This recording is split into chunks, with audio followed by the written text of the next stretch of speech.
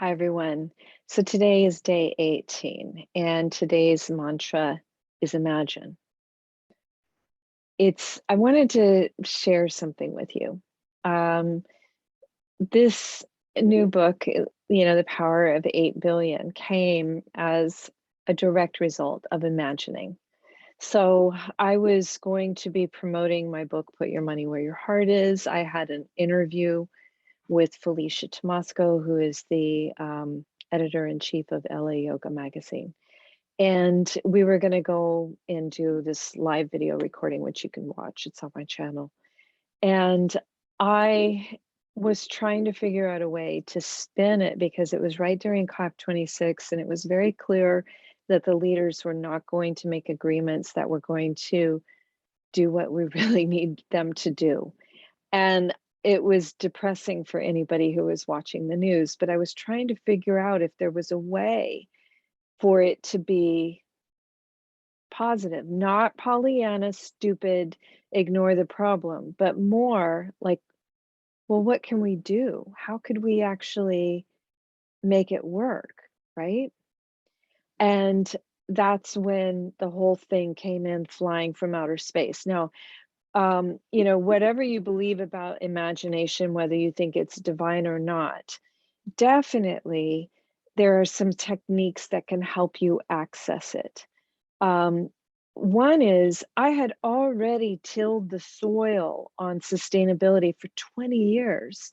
I had been, I wouldn't feature an electric vehicle if I hadn't test driven it and knew that it could actually work well. I wouldn't talk about organic farming if I hadn't seen how it worked on the organic farms. I wouldn't talk about pesticides if I hadn't done the research on pesticides or seen the horrors of it. I couldn't feature, the good work that's going on in food deserts by Ron Finley and Compton Community Gardens until I went there and saw it for myself. And it's extraordinary, right? So 20 years of doing this as a passion project because I cared about it led to the aha moment. Kind of like, remember we talked about it before. I used to think that I could just write a song by sitting at the piano, and because I had studied, classical piano, and I had, was able to read music, I thought, oh, well, I can just kind of pound the creation into something. But creativity and imagination works the opposite way.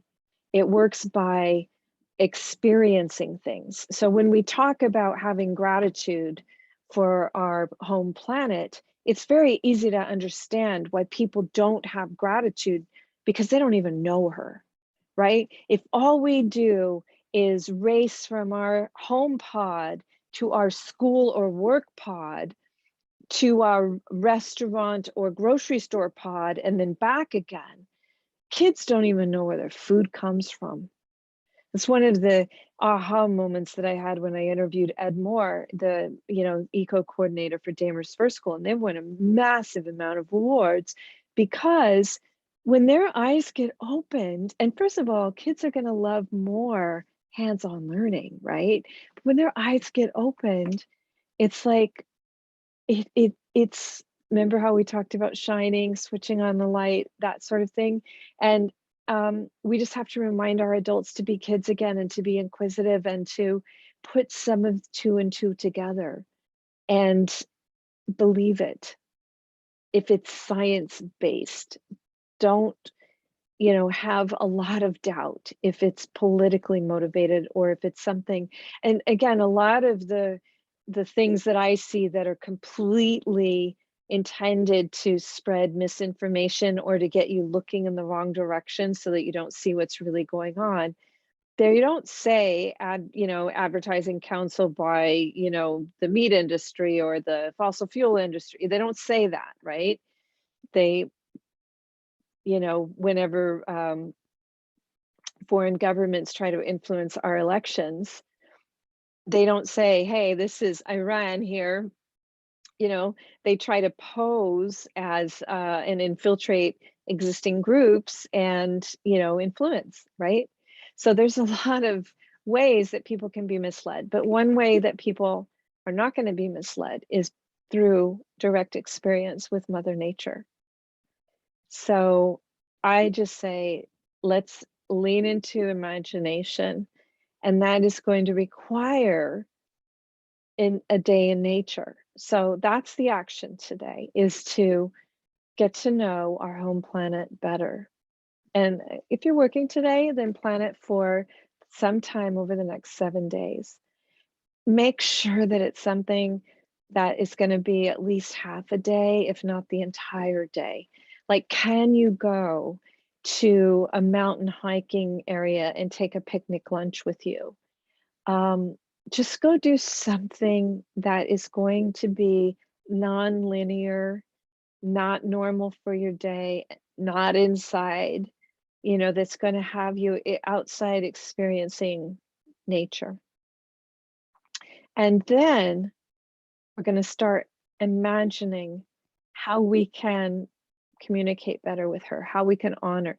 We could say, oh, I have earth gratitude. Oh, I cleaned up something on Earth Day.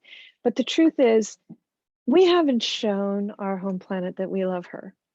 Our actions have been the opposite. We have been so rapacious about our planet that we're at the point now where if we don't fix it fast, we could be we already are in trouble. Look, everybody is experiencing some sort of severe climate event. 80% of us are in one way or another. So we're already experiencing it there. It's just that, and for the people that are experiencing the worst of it, it is a crisis, right? Like I think the Maldives are expected to be 95% gone by 2050. That's pretty close. There's certain naval shipyards that are having to rethink already, certain naval bases. Our first climate refugees have already happened from a little island in Louisiana. The US, I'm sure there are more around the world. So let's imagine how we can, maybe it was our lack of imagination that led us to this point.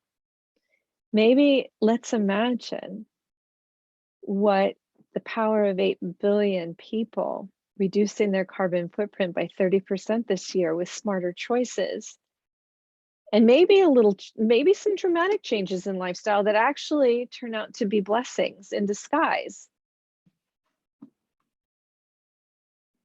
Allow yourself to imagine that, instead of saying, I can't do it, this is my life, this is my job, and this is what has to happen. That recalcitrance would sink the planet. We all have to make brave, bold choices. The only way to start is by imagining it. Of course, we have to implement it, but we can't start implementing anything before we see it. We have to see it and then do it, right? I always say my dreams inspire my direction and my footsteps take me there. So we have to dream. We have to imagine first. Okay, I'll see you tomorrow. Thank you, thank you, thank you again.